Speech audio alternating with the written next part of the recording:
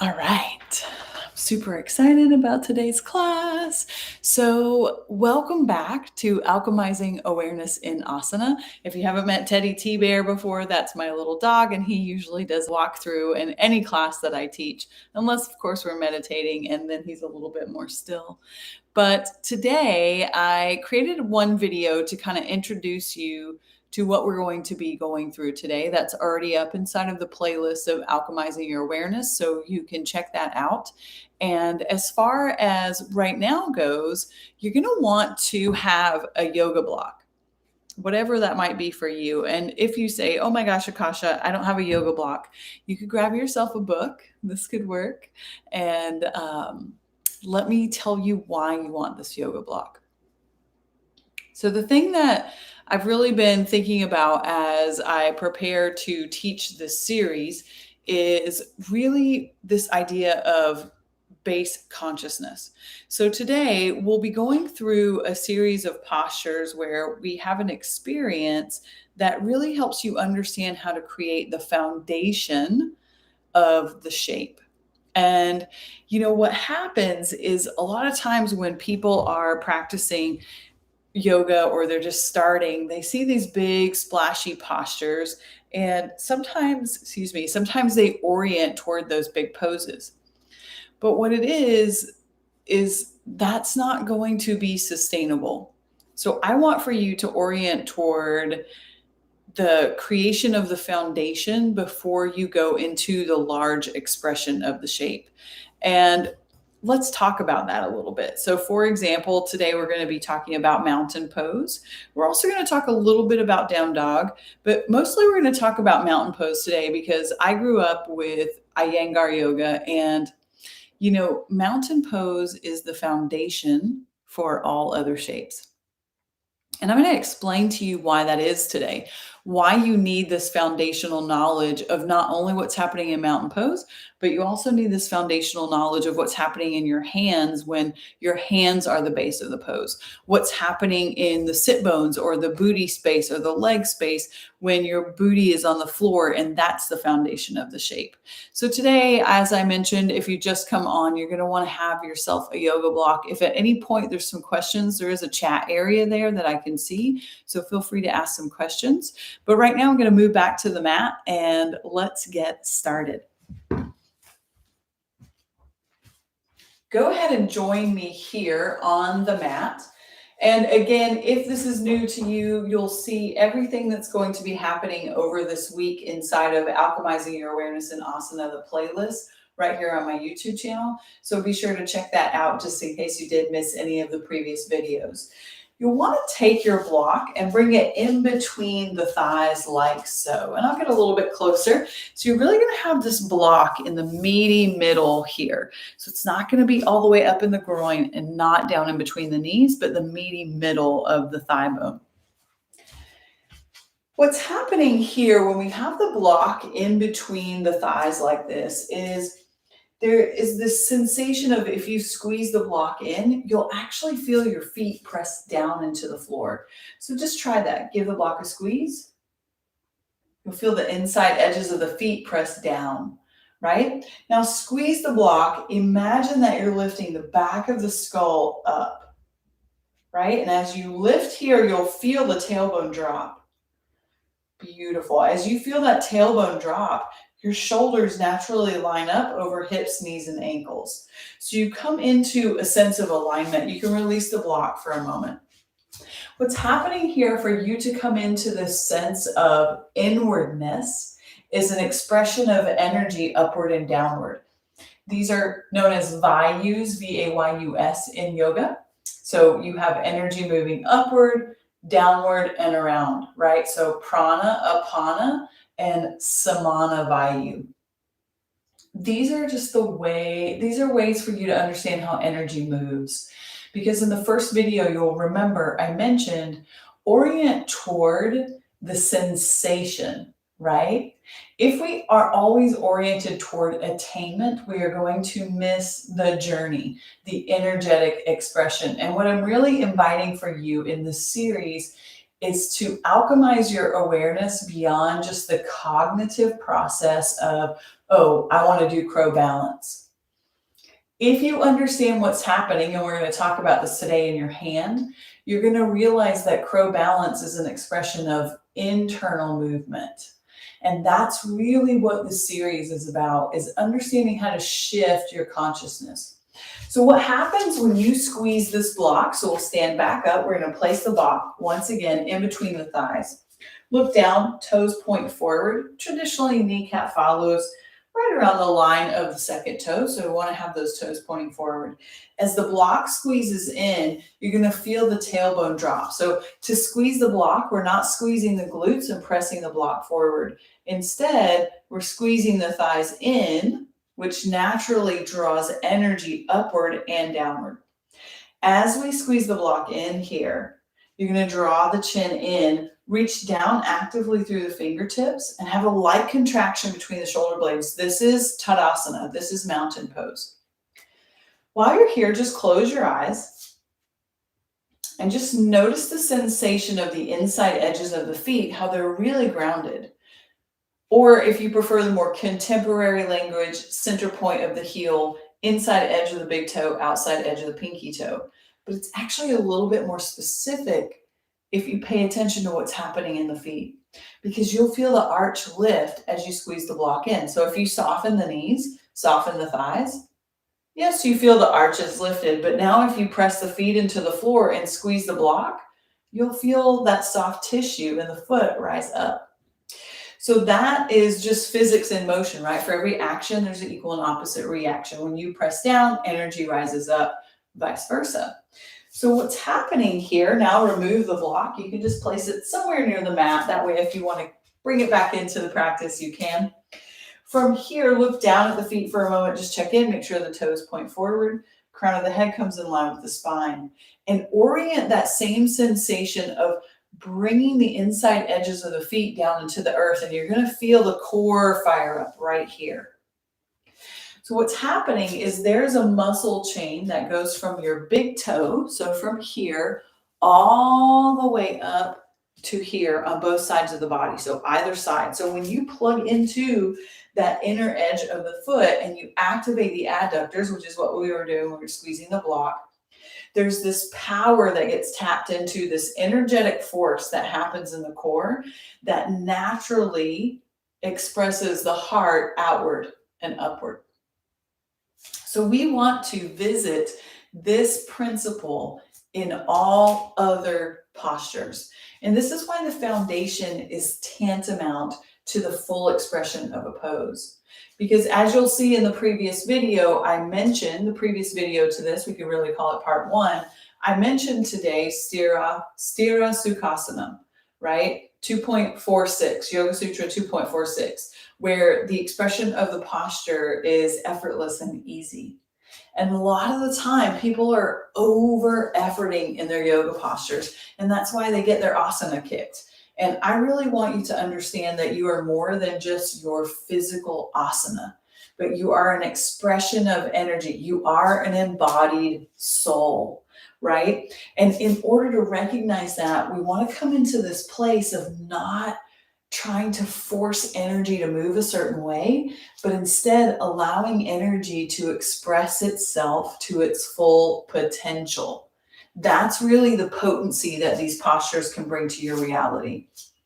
So we've got this muscle chain that happens in the big toe. We can think about that as we move into other poses. And one of those poses is downward facing dog. So however you'd like to get into down dog, you can meet me at the top of the mat if you'd like. Hinge at the hips, bend the knees, plant the hands, cruise it on back.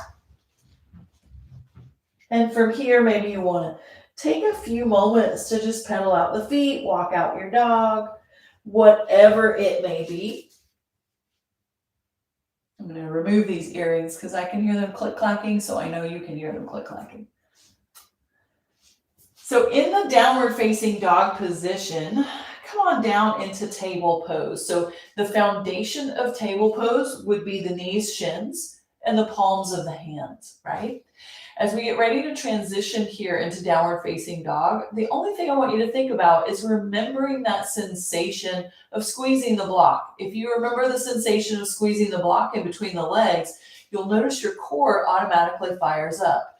From here, curl the toes underneath, send the hips high, and notice, did you lose that sensation of squeezing the block? If you did, come down, bring the block in between the thighs, and go back up into downward facing dog. Look at the big toes. Make sure that they're solidly anchored. And as you exhale, squeeze the legs in towards center and notice how the heart softens more toward the toes. So what happens here is as you squeeze that block, energy ripples through the upper torso because energy went down into the lower body. So this is that prana and apana force, right? Energy that goes up also comes down. Energy that goes down will also go up. When we understand that drawing everything into the center makes energy move in both directions, this is really allowing us to catalyze the expression of the posture in physical form. So let's remove the block. And now let's see if you can recreate that sensation in downward facing dog in the lower body by planting the palms, curling the toes, sending the hips high. From here, look at the big toes. Find the balls of the feet so that the heels press down. And as you squeeze the legs together, press energy through the palms of the hands, out through the fingers, and you'll feel the heart open. Let's take 5 breaths here. Just notice what you notice. Keep working in the lower body, allowing the upper body to keep expressing the length that's happening as you stabilize the lower body. 2 more breaths. Beautiful. As you exhale, slowly make your way down into a hand and knee position. Option here to have a seat on your block for a moment while we talk about the palms. In the first video yesterday, I talked to you a little bit about other ways that you could be looking at the hand, right? And in that video, I discussed with you points, as you saw from that infographic that's been circulating around for a while. It's that graphic is in the comment section. There's a link there that talks about all the places you want to apply pressure on the hand in downward facing dog. We want to have a little space right here that lifts up. That's soft tissue. As you press through the finger bones, the soft tissue in here rises up. So again, for every action, there's an equal and opposite reaction. What happens here is a lot of people, when they go into downward facing dog, they roll to the outside of their pinky and their ring finger.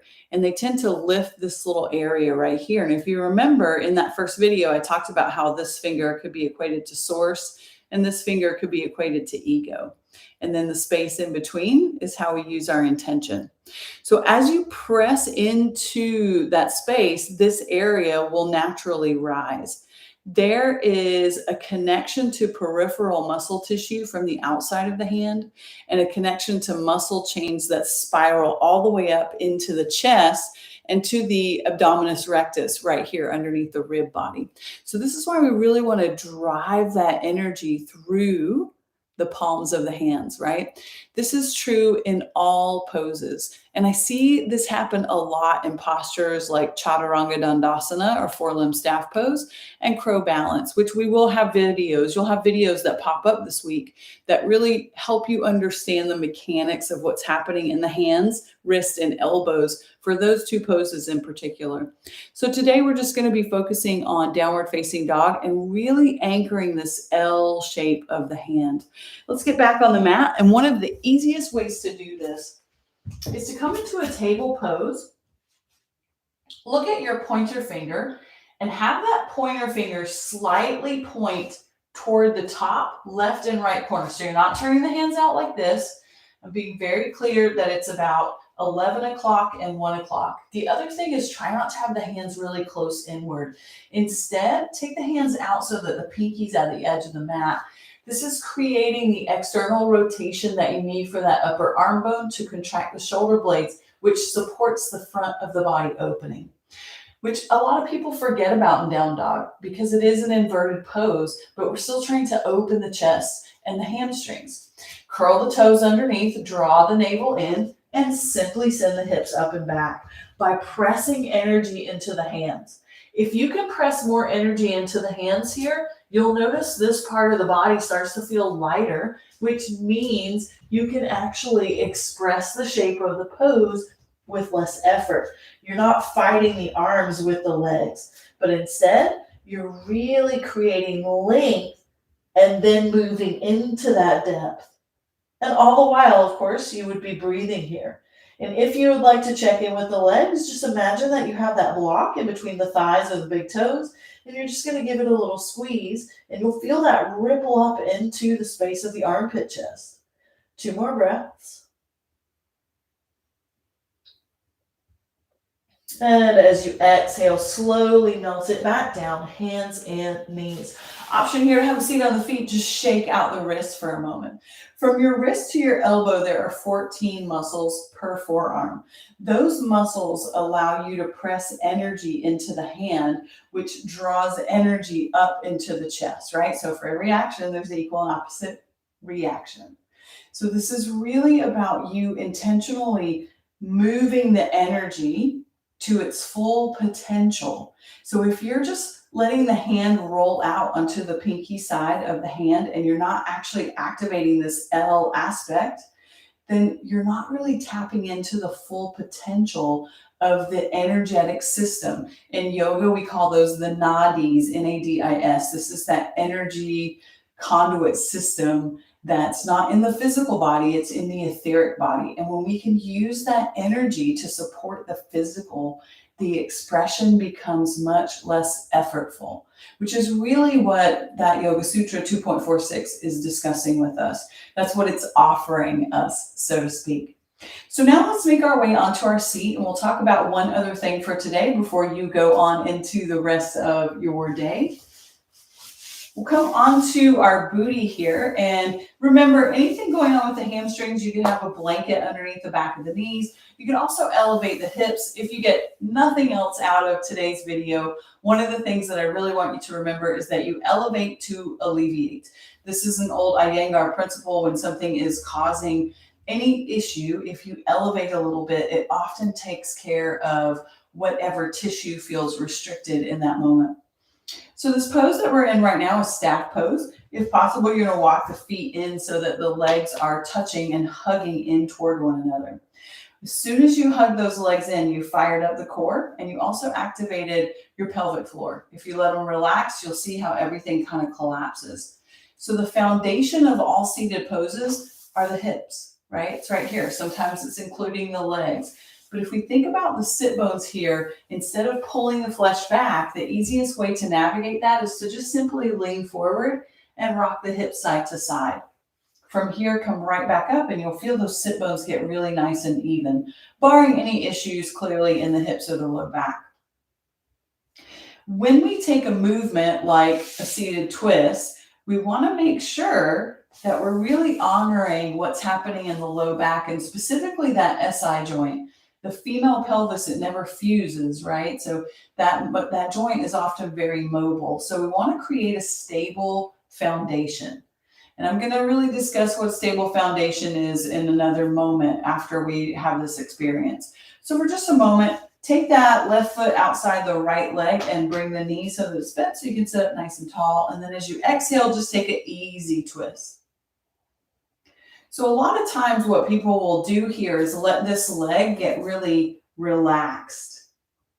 And so what happens is we really want to think about the energy that's happening. If I press that left foot into the floor, it's going to keep my left and right sit bone symmetrical as much as possible, right? We want to always keep a natural flex happening so that the low back is always stable. So we're never forcing a twist. So if I just put a little bit of energy here, you can feel it ripple upward through the rest of the spine, which naturally lets you want to twist into the thigh and find a little bit bigger expression of the pose without too much effort. And then look back at the extended leg and make sure that you've got a nice sense of flex in the foot, but the heel's still grounded. And notice how both sit bones are grounded and there's all this space and ease across the chest. One more breath here. And nice and slow, let's get out and let's do the other side. So take that left leg long, right foot bends, right knee bends, foot comes to the outside. Again, a little expression of the foot pressing into the earth creates more verticality in the spine. Breath in, and as you exhale, easy twist to the right side. Keep the heart over the base of the spine. Try not to work too hard in the neck here. Notice the breath.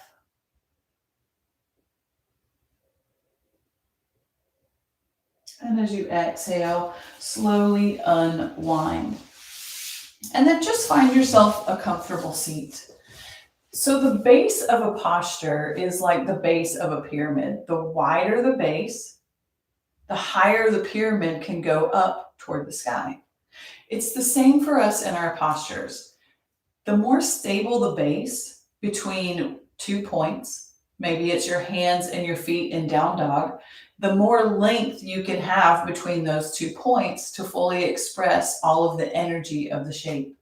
In mountain pose, the more stable the feet are, the more axial movement you're going to feel up the spine toward the crown of the head. The more alignment can be expressed. For the twisting postures, when you're in those postures like so, and you feel those sit bones are stable and plugged in, everything's happening from the navel up. This means that there's a natural sense of fluidity in the torso that will be expressed because of the upward energy from the stable foundation. So in the first video yesterday, I really asked you all to move beyond the concept of yoga postures just being about physical form. If you can catalyze your awareness about the energy and how it moves in your body or how it's not moving in your body, and then connect those two things with the breath, you're going to have a shift in consciousness. And you're going to feel that happen in your pose, a pose that may have felt originally hard or challenging or disconnecting will feel easier and more effortless. Or another way to say that is it will feel lighter. And this is exactly what we want to happen when we go from on the mat to off the mat. Because when something feels lighter here, it equates to more resilience in the world. And that's really what I want to help you do, is understand that the mat practice is just a little microcosm of the macro that is the full expression of the rest of your life. So start with cultivating greater awareness in your foundation. Start with really playing around with this idea of squeezing the block in mountain pose, squeezing the block in down dog, and then finding all of those spaces that I mentioned yesterday on the palm, really finding those places so that you're using the full potential of energetic expression, not only in the hand, but the nervous system. You have over 6,000 miles of nerves in your body, and they all begin and end in the palms of the hands and the soles of your feet. So the more you can make that full connection, the more you can elicit the ultimate expression. So I'll see you back here tomorrow, 4 p.m. I'm looking forward to talking more about length before depth and the expression of taking shape and moving into space. All right, in the meantime, everybody, stay illuminated, and I'll see you soon.